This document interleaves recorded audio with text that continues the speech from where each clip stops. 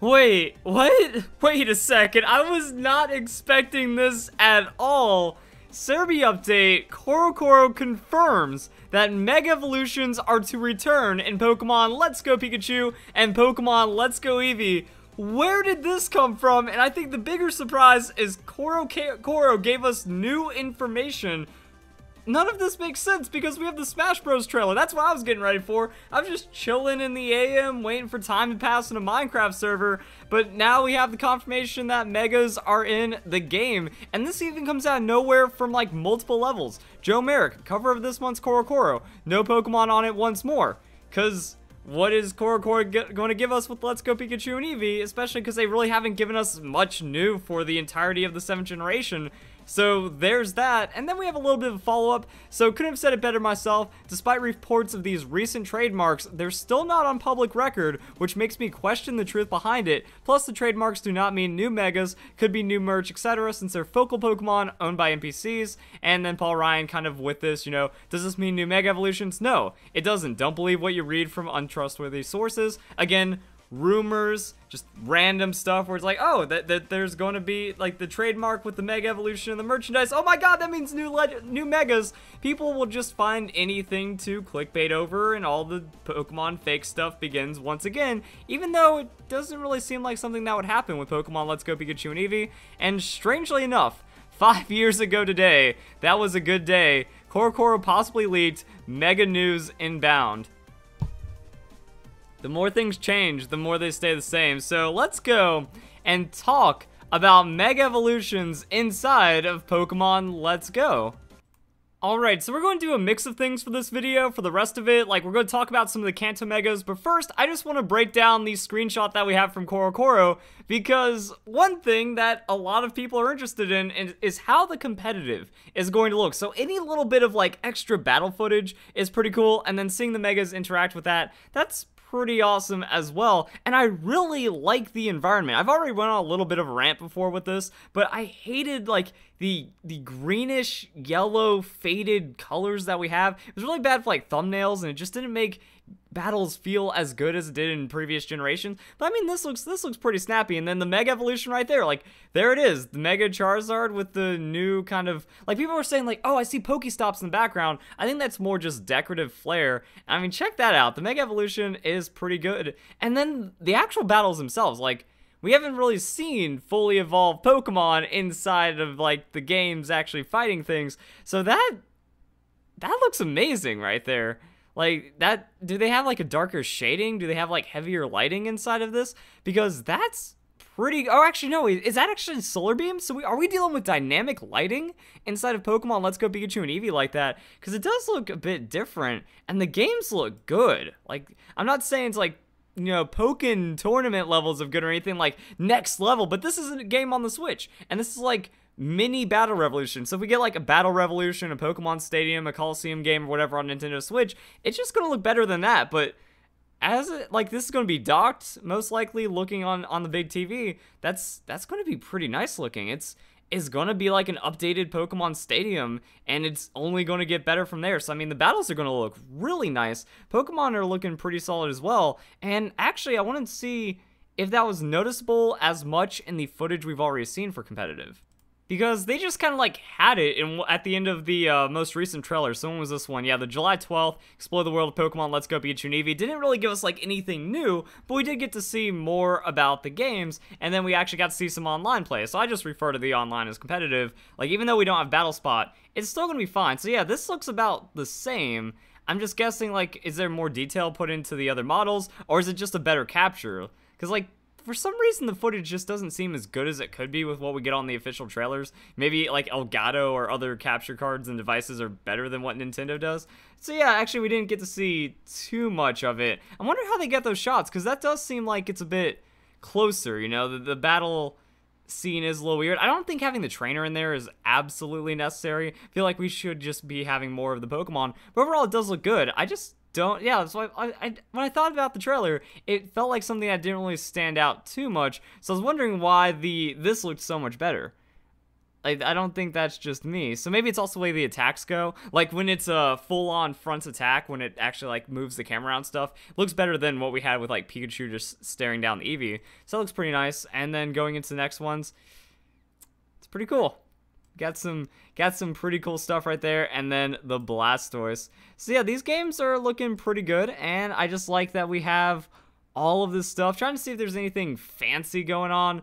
But it's just nice, and I like these games, and it's going to be some pretty cool stuff. But I think it might be that dynamic lighting that's getting me, because like if that's what's going on with the Venusaur, that looks a bit more intense. That looks like way more detailed than anything I've seen for Pokemon Let's Go. That's why I've been talking about it. So now let's go and transition over to Bulbapedia and kind of just get a quick look at what could be happening with some of the Mega Evolutions. Now that Megas are confirmed, we have to do a full Mega breakdown at some point, maybe closer to launch, because when people like start to care more about the game, that way the video just won't get lost forever. But yeah, so when it comes to Kanto Pokemon, there's so few, there has to be more Megas being introduced. I'm not saying it as like a confirmed or, oh my god, the leaks say it's true, so it must be true, and we got all this other stuff. You know, there's a few holes in the merchandise that maybe could work out, but there hasn't really been too much of a big tease going on. And as for the special new Pokemon that we're guaranteed to meet, you know, the new Pokemon that's been teased so far, it's in Pokemon Go, so that means it's probably not a Mega Evolution either. So we're dealing with new Pokemon, potentially new Megas, new species, all kinds of crazy stuff going on right there. And I'm just thinking about it. I did a video actually talking about like how Megas would work, or if every Pokemon got a Mega. It's just not really feasible the way the numbers break down. Like, there's 13 species of Pokemon that already have Mega Evolutions, then there's like 76 fully evolved, or like 79 if you include all the Eeveelutions. So there's like almost 80 different species of fully evolved Pokemon, and the numbers just don't really add up to adding a ton of more new Megas, but getting a few more would be nice, even though there is good representation. We have our fossil Pokemon. Maybe Mega Mew, that'd be pretty sick, and that would really upset a lot of people with the Pokeball Plus being the only way of getting Mew. Then we have these fully evolved, or like we have the single stage Pokemon, you know, we just have the basic fully evolved Pokemon, Kangaskhan, Pinsir, so you don't really need too many more. Scyther gets an evolution in future games, Magmar, Electabuzz. Those Pokemon already get evolutions, so they're not going to be really eligible for Megas as well. So then with Kangaskhan, Pinsir, you get good representation there. We have the trade evolutions. But yeah, there's a pretty big gap between there, and that's slightly patched in as we go into Omega Ruby Alpha Sapphire. They could have done more Kanto. And even just like Omega Ruby Alpha Sapphire kind of being a game that just, hey, we're throwing in new Megas, guys. I think new Megas is definitely a possibility when it comes to Pokemon Let's Go Pikachu and Eevee. So that's something to talk about. That's like something that could happen. And there we go. So yeah, there's Beedrill, Slowbro, Mega Slowbro, Pidgeot. Pulling up the next national decks. You know, I've already talked about some Pokemon I want to see, but let's just kind of like bring this into scale. Also, like, comment, subscribe, comment down below how you feel about all this as we talk about more Mega Evolution. So yeah, Megas are in. Are you excited? Did you just not want it and now you hate the game even more? And what Pokemon, like, do you think there's gonna be new Megas and stuff like that? Because I was thinking about it, and there is something interesting that's been happening with Pokemon for the last couple of generations. We got Megas in 6th generation, well, X and Y, and Omega Ruby and Alpha Sapphire. So we had 2 games back-to-back that introduced new Mega Evolutions, including Kanto, and then we got Alolan Pokemon. So Alolan Pokemon were kind of Pokemon that people expected for Mega Evolution, like, yo, Mega Ninetales. That would be pretty cool, especially if Ninetales goes, like, freaking insane, overly designed Kitsune kind of idea. That could be something, but instead we just got, like, super elegant Ice Fox, which is also amazing. But what other Pokemon could get it? Nidoking, Nidoqueen, I feel like they're already tied together, you know. If you give one a Mega, you'd have to give both, so I could take away from the pool already. People talk about, like, Gorochu, and it's like, nah, I don't think that interview that came out has too much significance. We already got the Alolan Raichu, so not really, like, doing anything else with the peak evolutionary line. That would have been interesting, though, if instead of, like, Alolan Raichu, we got a Mega Raichu that called back to Gorochu or something, because if it was about competitive balance, then they could have just done it for the X and Y, so maybe they forgot about it, and then it's like, hey, you know, Sugimori was talking around the office one day, remember Gorochu? It's like, oh snap, we could have done something about that. No Mega Evolution for like Diglett or all the other Alolan forms. Arcanine kind of, but we already have like our Alakazam, so maybe not Machamp. You know, it's kind of hard to think about it. People were talking about like an awesome Pegasus Pokemon for Mega Rapidash. It's like, yeah, that could actually be pretty good for Rapidash, but there's one thing we do have to take into note. that even though there's only 13 species of Kanto Pokemon, you get 1 Mega Evolution per battle, so you can't have too many or else it's just not going to be used at all. However, comparing that to however many Megas there are now, it's like 40 or something when it comes to like all the species, you could get away with something. You could get away with something, maybe, is my thought about it. Magneton already evolves. Like, do you give the Megas to Pokemon that'd be really cool with them as a design upgrade, or do you give them to try to remember forgotten Pokemon? Dugong with the Mega Evolution. Would it be able to, like, push the limits of what people expect about Dugong, and then give us a pretty awesome competitive Ice Pokemon? But Dragonite being the only Dragon Pokemon really means that Ice doesn't have as much potency as it would against something like Salamence, Garchomp, the other dragons that are kind of posing a threat and stuff. Mega Marowak, I think Alolan Marowak is actually a better design idea than Mega Marowak, especially because we got Ghost Marowak, dude.